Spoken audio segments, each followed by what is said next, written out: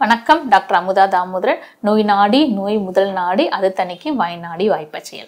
So நோய்க்கான காரணம் என்ன என்பதை கண்டுபிடிச்சு மருத்துவம் செய்வதான் நல்ல மருத்துவருடைய கடமை. இன்னைக்கு நம்ம பார்க்க போகிறது முக்கியமாக இப்போ நம்ம டயபெட்டிக் பேஷண்ட் நிறைய பார்த்துட்டு இருக்கோம் இல்லையா.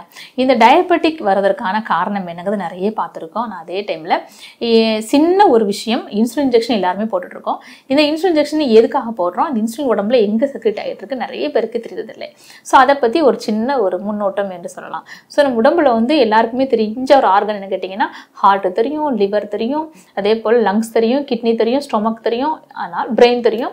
ஆனால் சிலருக்கு தான் தெரியும் பேன்க்ரியாஸ்னா என்ன அப்படின்னு. ஸோ இந்த பேன்க்ரியாஸில் இருக்கக்கூடிய சில வகையான செல்ஸில் இருந்து தான் இன்சுலின் செக்ரேட் ஆகுது. ஸோ இன்சுலின் செக்ரேட் ஆகிற ஆர்கன் கேட்டிங்கன்னா பேன்க்ரியாஸ் என்று சொல்லக்கூடிய கணையம் என்று சொல்லலாம்.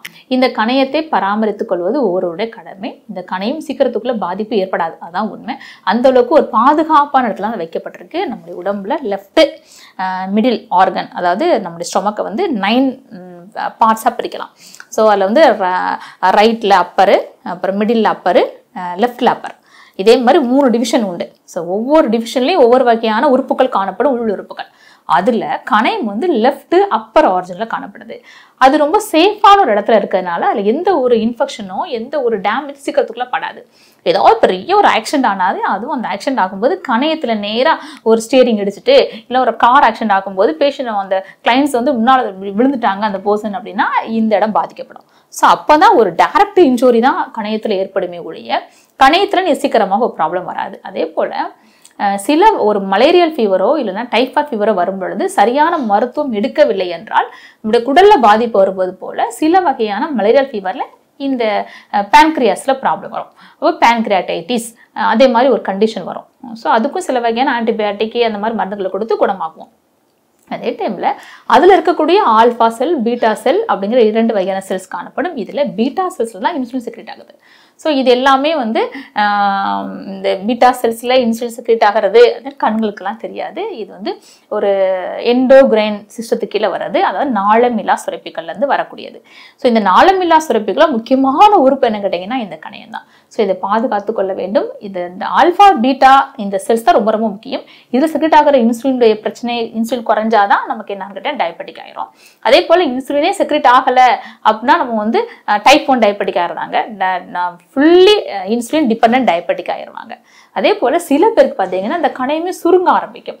ஸோ அட்ரோஃபி கணையமே சுருங்க ஆரம்பிக்கும் போது அவங்க வந்து அப்படியே இன்சுலின் டிபெண்ட் பண்ணி தான் அவங்க லைஃபே போயிட்டு இருக்கும். ஸோ இதெல்லாம் ஒவ்வொரு வகையான கண்டிஷன் பேன்க்ரியாஸில் வரக்கூடியது.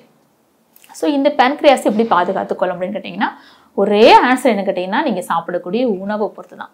ஸோ 100% இந்த கணையத்தை பாதுகாத்துக்கொள்ள நம்முடைய உணவு ரொம்ப ரொம்ப முக்கியம்.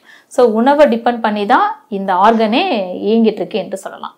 ஸோ இதில் உள்ள இன்சுலினை பாதுகாத்து கொள்ள வேண்டும் என்று சொன்னால் நம்ம சாப்பிடக்கூடிய உணவில் அதிகப்படியான கார்போஹைட்ரேட்டு, அதிகப்படியான சுகர், அதிகப்படியான மசாலா பொருட்கள், அதிகப்படியான ஆயில் உணவுகள் இதெல்லாம் தவிர்த்தோமானால் நம்முடைய கணையத்தை பாதுகாத்து கொள்ளலாம். அதே போல் நல்ல டெய்லி ரெகுலர் எக்ஸசைஸ், டெய்லி ஒரு 3 கிலோமீட்டர்ஸ் நடக்கிறது, 5 கிலோமீட்டர்ஸ் நடக்கிறது நம்மளோட இன்சுலினை பாதுகாத்து கொள்ள முடியும். அதே போல் ஸ்டெப்ஸ் ஏறுறது, நடந்துருவாங்க நிறைய, எல்லாருமே கொஞ்சம் ஈஸியாக நம்ம நடந்துருவோம். டாக்டர் நடக்க சொல்லிக்கிறாங்க, இன்னைக்கு நான் காலையில் 1 ஹவர் நடந்தேன், சாயங்காலம் 1 ஹவர் நடந்தேன் டாக்டர், நான் ரைஸ் எல்லாம் நிப்பாட்டிட்டேன் டாக்டர், நான் ஸ்வீட்ஸை சாப்பிடுறதில்ல டாக்டர், நான் காஃபியை குடிக்கிறதில்ல டாக்டர், எல்லாம் கண்ட்ரோல் பண்ணிடுவாங்க. ஆனால் கணையத்தை பராமரித்து கொள்ள வேண்டும் என்றால் முக்கியமான ஒரு எக்ஸசைஸ் காணப்படுது. அது செஞ்சுட்டோம் அப்படின்னா கணையத்தை நம்மளே பாதுகாத்து கொள்ளலாம். முக்கியமான ஸ்டெப்ஸ் ஏறுவது. ஸோ இன்றைக்கி நம்ம எத்தனை பேர் ஸ்டெப்ஸ் ஏறுறோம் அதை பொறுத்து தான் நம்ம கணையத்தை பராமரித்துக் கொள்வது. ஸ்டெப்ஸ் ஏற நீங்கள் பழகிட்டீங்க அப்படின்னா ஈஸியாக நம்முடைய கணையத்தை பாதுகாத்து கொள்ளலாம். ஸோ நீங்கள் நடந்து போயிட்டுருக்கீங்க, ஒரு ஷாப்பிங் மால் போகிறீங்க, ஸ்டெப்ஸ் இருக்குது, லிஃப்ட் இருக்குது, நம்ம எதை யூஸ் பண்ணுவோம்? எல்லாருமே லிஃப்டில் தான் ஏறுவோம். ஸோ அதெல்லாம் விட்டுட்டு ஸ்டெப்ஸ் ஏற ஆரம்பிச்சிட்டிங்கன்னா உங்கள் கணையத்தை நீங்கள் பராமரிச்சுக்கிறீங்க. ஸோ இன்றைக்கி கேட்டாங்க டாக்டர், இன்றைக்கி நீங்கள் வந்து பேன்க்ரியாஸை பற்றி நீங்கள் பேசணும், பேன்க்ரியாஸோட ஸ்ட்ரென்தன், பேன்க்ரியாஸ் எப்படி பாதுகாத்து கொள்வதுன்னு டக்குன்னு மைண்டில் வந்து அதுதான். பேன்க்ரியாஸை பாதுகாத்துக்கொள்ளலாம் என்ன பண்ணுவது? ஃபஸ்ட்டு நடக்கக்கூடாது, ஏறணும். யார் ஸ்டெப்ஸ் ஏறி ஸ்டெப்ஸ் இறங்குறாங்களோ அவங்களுக்கு கணைய பராமரிப்பு என்று நீங்கள் லைஃப்பில் எதுவுமே எடுத்துக்கொள்ள வேண்டாம். இந்த ஒரு எக்ஸசைஸ் மட்டும் நீங்கள் பண்ணிட்டு இருக்கலாம். ஸோ ஒரு மிக சிறந்த ஒரு எக்ஸசைஸை பற்றி நம்ம பேசியிருக்கோம். ஸோ நல்ல ஏறணும். ஸோ உங்கள் வீடு 2nd ஃப்ளோரில் இருக்குது, 3rd ஃப்ளோர் இருக்குது அப்படின்னா தயவுசெய்து லிஃப்ட்டை யூஸ் பண்ணாதீங்க. கீழே இறங்கி மேலே இறங்க. கீழே மேலேருந்து கூடையை போட்டு பால் வாங்கக்கூடாது, மேலேருந்து கூடையை போட்டு விசில்ஸ் வாங்கக்கூடாது. ஒவ்வொரு டைம் இது ஒரு வாய்ப்பாக பயன்படுத்திக்கணும். இன்னைக்கு நான் கீழே இறங்கி போய் காய் வாங்க போகிறேன், திருப்பி நான் மேலே ஏற போகிறேன், நான் கீழே இறங்கி போய் இன்னைக்கு நான் பால் வாங்க போகிறேன். அந்த மாதிரி நீங்கள் ஒரு டிட்டர்மினேஷனோட வாழ்ந்தோம் என்றால் கணையத்தை பராமரித்துக் கொள்ளலாம். கணையத்தை பராமரித்துக் கொள்ளலாம்னா என்ன அர்த்தம்னு கேட்டிங்கன்னா டயபெட்டிக்கே இல்லாமல் விடலாம், ரொம்ப ஈஸியாக சொல்லலாம். ஸோ இதுதான் ஒரு சின்ன ஸ்டெப்ஸு. இதை பயன்படுத்திட்டு வந்தாலே போதும். யார் ஏறக்கூடாது அப்படின்னு கேட்டிங்கன்னா ஒரே ஒரு கன்சர்ன் இருக்கிறவங்க தான். யாருன்னு கேட்டிங்கன்னா கார்டியாக் பேஷண்ட்டு.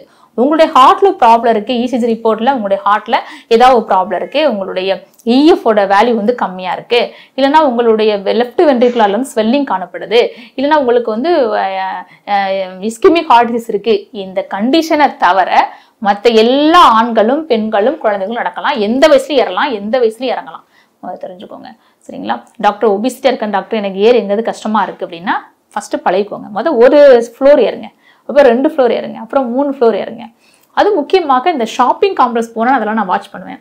யாரெல்லாம் ஸ்டெப்ஸ் ஏறுறா, யாரெல்லாம் வந்து லிஃப்ட் யூஸ் பண்ணுறா அப்படின்னு பார்த்தா நிறைய 10 பேரில் 9 பேர் எதான் யூஸ் பண்ணிருப்பான்னு கேட்டிங்கன்னா லிஃப்ட் தான் யூஸ் பண்ணுவாங்க.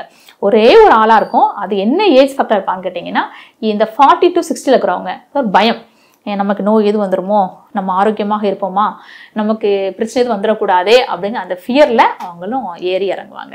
ஸோ அது இன்ட்ரெஸ்டாக செய்யுங்க. ஸோ எந்த அளவுக்கு நீங்கள் ஏறி எந்த அளவுக்கு இறங்குறீங்களோ உங்களுடைய பேன்க்ரியாஸை நீங்கள் பாதுகாத்து கொள்ளலாம். அதே போல் இன்னும் ஒரு சின்ன ஒரு ஸ்டடி பண்ணியிருக்கிறேன், அது உங்களுக்கு உபயோகமாக இருக்கும். அன்கண்ட்ரோல் டயபெட்டிக், அதாவது எவ்வளோ இன்ஜெக்ஷன் போட்டாலும் என்னுடைய டயபெட்டிக் கண்ட்ரோல் ஆகலை, நான் இன்சுலின் இன்ஜெக்ஷன் போட்டுட்டு இருக்கேன் டாக்டர், மார்னிங் 20 மதியம் 20 நைட்டு 20 இன்ஜெக்ஷன் போட்டுட்ருக்கேன், இருந்தாலும் என்னோட டயபெட்டிக் லெவல் அதிகமாக இருக்குது, டயபெட்டிக் குறைய மாட்டேங்குது, நான் 60 வயசு தாண்டி போயிட்டுருக்கேன் டாக்டர், எனக்கு வந்து கால்கள் வந்து மதப்பு அதிகமாக காணப்படுது, டயபெட்டிக் ஊண்டு வர மாதிரி இருக்குது அப்படின்னா இது வந்து நீங்கள் இதை வந்து உங்களுக்கு ஒரு காஷன். இது எல்லாமே தெரிஞ்சு வச்சுக்கோங்க. ஸோ டயபெட்டிக் ஊண்டு வந்துடக்கூடாது. டயபெட்டிக் ஊண்டு வந்துட்டு அப்படின்னா அது குணமாக்குறது ரொம்ப ரொம்ப கம்மி, அது குணமாக்குறது ரொம்ப ரொம்ப கடினம். ஸோ அது வராமல் தடுக்க வேண்டும் என்றால் உங்களுடைய இன்சுலின் செக்ரேஷன் நல்லா இருக்கணும். ஆனால் நீங்கள் இன்ஜெக்ஷன் போட்டும் உங்களுடைய டயபெட்டிக் லெவல் கண்ட்ரோல் ஆகலை அப்படின்னா ஒரே ஆயுதம் எடுத்துக்கொள்ள வேண்டியது, தயவுசெய்து நடக்க ஆரம்பிச்சிருங்க, தயவுசெய்து ஏற ஆரம்பிச்சிருங்க ஸ்டெப்ஸில். ஸோ ஒரு நாளைக்கு அட்லீஸ்ட் ஒரு 20 ஸ்டெப்ஸ் ஏறிட்டு 20 ஸ்டெப் இறங்குங்க காலையில். அதே போல் ஈவினிங் ஒரு வாய்ப்பாக பயன்படுத்திட்டு 20 ஸ்டெப் ஏறுங்க, 20 ஸ்டெப்ஸ் இறங்குங்க. ஸோ நாளைக்கு ஒரு 50 ஸ்டெப்ஸ் ஏறி இறங்குனீங்கன்னா அந்த மாதத்திலே உங்களுடைய இன்சுலின் செக்ரேஷன் இயற்கையாகவே இருக்கும். உங்களுடைய இன்ஜெக்ஷனே டிபெண்ட் பண்ணி இல்லாமல் உங்கள் உடம்புல இருக்கக்கூடிய உங்களுடைய பீட்டா செல்ஸே என்ன ஆகுனா ஹெல்த்தியாக ஆரம்பிக்கும். உங்களுக்கு தேவையான, உங்களுடைய டைஜஷனுக்கு தேவையான, நீங்கள் சாப்பிடக்கூடிய உணவுக்கு தேவையான இன்சுலினை நீங்களே செக்ரேட் பண்ணிக்கலாம். எப்படி? ஏறி இறங்கினா மட்டும்தான் அது சாத்தியமாகும். ஸோ லிஃப்டை மறந்துடுங்க. ஸோ தயவுசெய்து ஏறி இறங்குங்க. நீங்கள் ஒரு நாளைக்கு 50 ஸ்டெப்ஸ் மார்னிங் ஈவினிங் இறங்கிட்டாலே அடுத்த மந்த் நீங்கள் செக் பண்ணுங்கள் உங்கள் பிளட் சுகர் லெவல் எவ்வளோ இருக்குன்னு, ஆட்டோமேட்டிக்காக குறைய ஆரம்பிக்கும். ஸோ உங்களுக்கு இன்சுலின் செக்ரேட்டாக ஆரம்பிச்சிட்டாலே நீங்கள் போடக்கூடிய இன்சுலினுடைய அளவு உங்கள் டாக்டர் குறைப்பாங்க இல்லையா? ஸோ டாக்டரோட ஆலோசனை இல்லாமல் குறைக்கக்கூடாது. உங்களோட ஆட்டோமேட்டிக்காக இன்சுலின் ஏற ஆரம்பிச்சிட்டுனா உங்கள் சுகர் லெவல் நார்மலாக ஆரம்பிக்கும். ஸோ உங்களுடைய இன்சுலின் யூனிட்டை அவங்க குறைக்க ஆரம்பிப்பாங்க. ஸோ ஒரு மிக சிறந்த ஒரு ஆரோக்கியமான ஒரு ஸ்டெப்ஸ் பற்றி நம்ம பார்த்துருக்கோம். ஸோ கணைய பராமரிப்பு, பேன்க்ரியாஸ் பராமரிப்புக்கு ஒரு மிக சிறந்த வழி மாடிப்படி ஏறி இறங்குவது மாத்திரம்தான். இப்படி செஞ்சோம்னால நம்ம அனைவரும் ஆரோக்கியமாக இருப்போம். ஸோ நீங்கள் ஆரோக்கியமாக வாழ வேண்டிய வாழ்த்துக்கள். நன்றி, வணக்கம்.